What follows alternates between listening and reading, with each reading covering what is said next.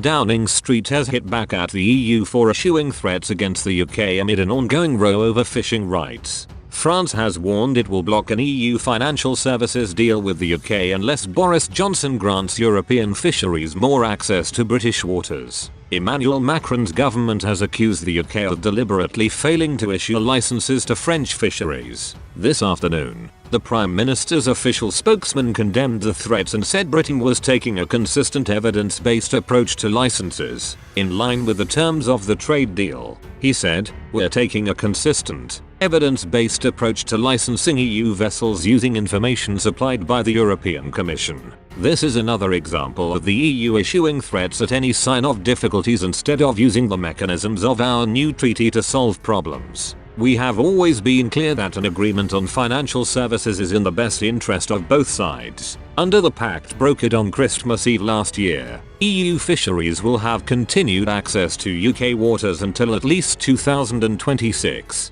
The size of the quota of fish they can catch will reduce year by year and vessels will only be allowed access to the waters if they have a license issued by the British government." Frustrated at the slow pace at which licenses were being issued, a source close to the French government yesterday threatened to block a deal on financial services in retaliation.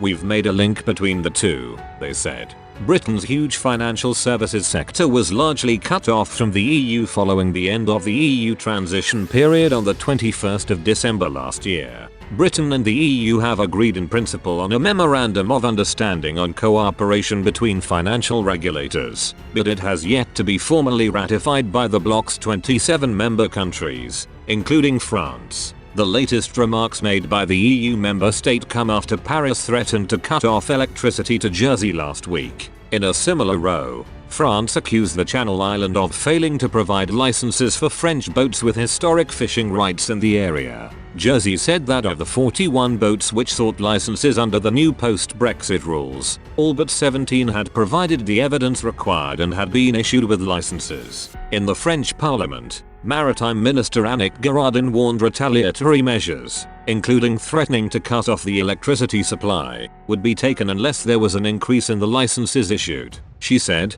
"I am sorry it has come to this, but we will do so if we have to." French fisheries protested outside Jersey's main port last Thursday, threatening to block access and cutting off ships sending supplies island. Mr. Johnson deployed 2 Royal Navy boats to patrol the area as a precaution. Foreign Secretary Dominic Raab also held conversations with his opposite number in France to condemn the threats.